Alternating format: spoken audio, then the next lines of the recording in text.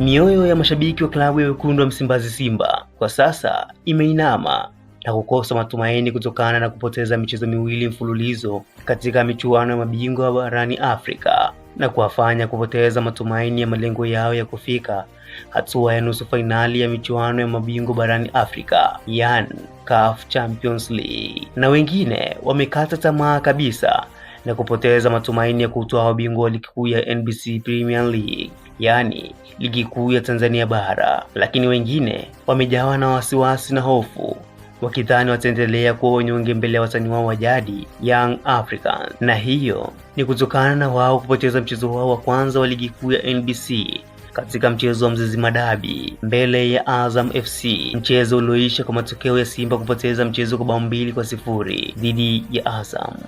Nao ni ndani ya uwanja wa Benjamin Mkapa. Kwa mara nyingine uwanja wa Benjamin Mkapa umenyamaza mbele ya klabu ya wekundu wa Msimbazi Simba, lakini wengine bado mioyo yao ina matumaini juu ya klabu yao ya wekundu wa Msimbazi Simba, huku wakiamini kuwa bado klabu ya Simba inaweza kufanya maajabu makubwa ndani ya ligi kuu ya NBC na hata katika michuano ya mabingwa barani Afrika, huku akisimamia takwimu ya ajabu ya michuano ya mabingwa barani Afrika ya msimu wa mwaka 2022 mwaka 2023, ambapo Simba alianza hatua ya makundi kwa kupoteza michezo mitatu mfululizo. Mchezo wa kwanza akiwa nyumbani dhidi ya Raja Casablanca, mchezo uliochezwa katika uwanja wa Benjamin Mkapa na Simba kupigwa bao 3-0, lakini mchezo wa pili akiwa ugenini dhidi ya wale Raja, Simba pia alipoteza mchezo kwa bao 4-1, lakini bado alivyoenda kwa Horoya naye alimpiga bao 2-0. Hapo Simba alikuwa ugenini.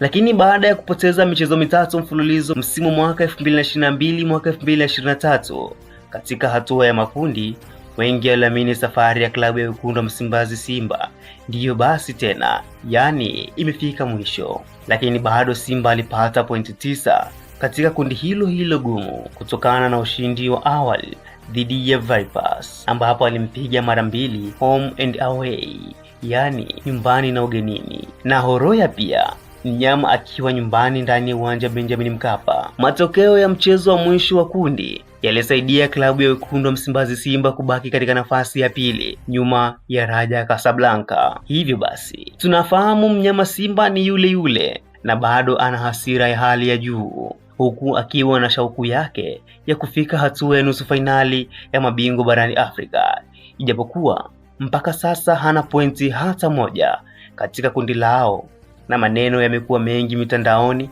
na nje ya mitandao na hata vijiweni pia. Wengi wamekwisha kuinenea Simba kwa namna tofauti, kila mtu anavyodhani. Wengi wametamka kwamba Simba hataweza kufika tena hatua ya robo fainali na hata hatua ya nusu fainali pia, kwani wengi wamedhani kwamba Simba hataishia hatua ya makundi na inawezekana asipate pointi hata moja tena.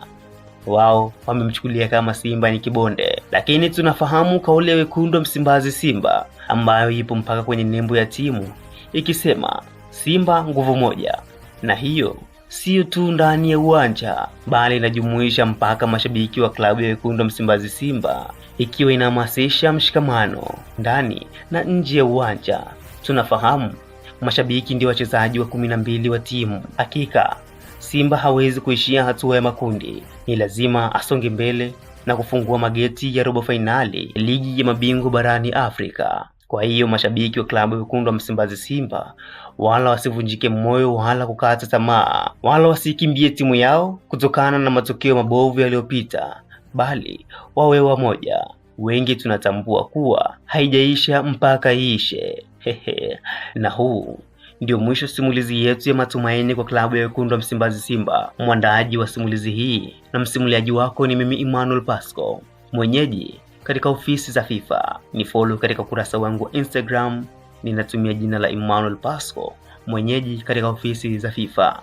Na hii ni Iroyo TV na ndiyo chaguo lako, na sisi tunakwambia Iroyo TV, we act your choice, yani tunakupa kulingana na chaguo lako.